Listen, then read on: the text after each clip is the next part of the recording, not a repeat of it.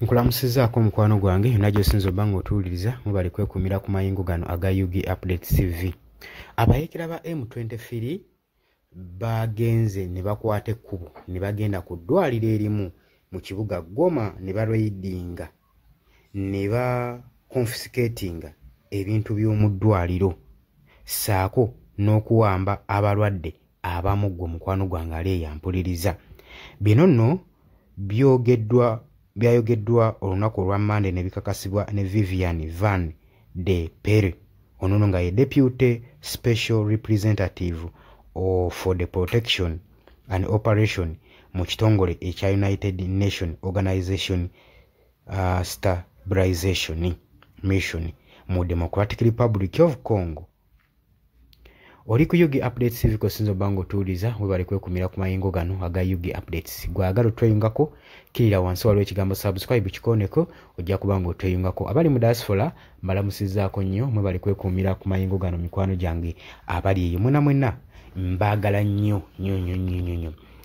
Vivian Van de Pere ono nga ye Deputy Special Representative for Protection and Operations in United Nations Organization Stabilization Mission in Democratic Republic of Congo. Avuddeyo n'aliriizinga lipooti erumiriza abayeekera ba M23 okusalako CBA Indosho and Hill African Hospital mu Goma City. Mu kiro ng'essaawa budde bumaze okuyita ng'ennaku z'omwezi 28 February 2025 agamba nti baabuzaawo abalwadde ne babuzaawo n'ebintu okusinziira ku Peri 116 abalwadde abaabuziddwawo okuva mu ddwaliro eryo CBSA Hospital ate 15 abaali mu Hill Hospital. Pere agamba nti bali deeply distressed era ne bakwatibwa ne babuzibwawo n'abayeekera ba M23 era ne bakwata ne bawamba abalwadde bano saako n'obutanda bwabwe. Agamba nti nno abamu tebakyalina kati na waakusula. Vuddeyo n'akoowoola mu bwangu ddala abeere nga baluriizinga nga bakomyawo obutanda n'ebintu bye baawambye ku ddwaliro,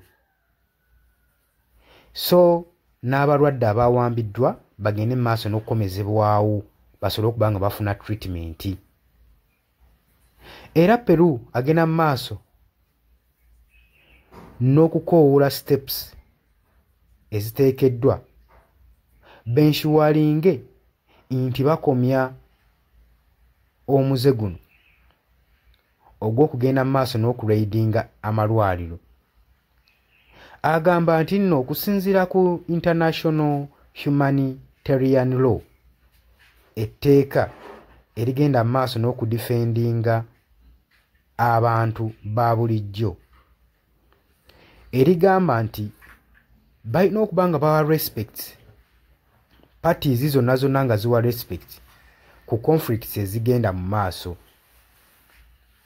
Okuwa respect abo abalumiziddwa n'abalwadde basobole okuba nga bareceiving medical care ne attention yonna gye baabeetaaga. Agamba nti n'eddwaliro lirina okuba nga liweebwa ekitiibwa ate nga likuumibwa nga baliwa protection mu mbeera zonna ezigenda mu maaso mu lutalo. Era nga bagamba nti balina okuba nga bagenda mu maaso n'okugugira functions zaabwe zibagenda mu maaso mu lutalo. Kubanga omukyalo ono agamba nti basazeeko eddwaliro ne bawamba abalwadde ne bawamba buli kimu saako n'obutanda obwabadde bugenda mu maaso n'okukolebwako oba n'okusaavinga abalwadde bakiwambye ne bakibuzaawo. Era agamba ye gino emize girina okuba nga gikomekkereza mu bwangu ng'omukwano gwange ali yampuliriza.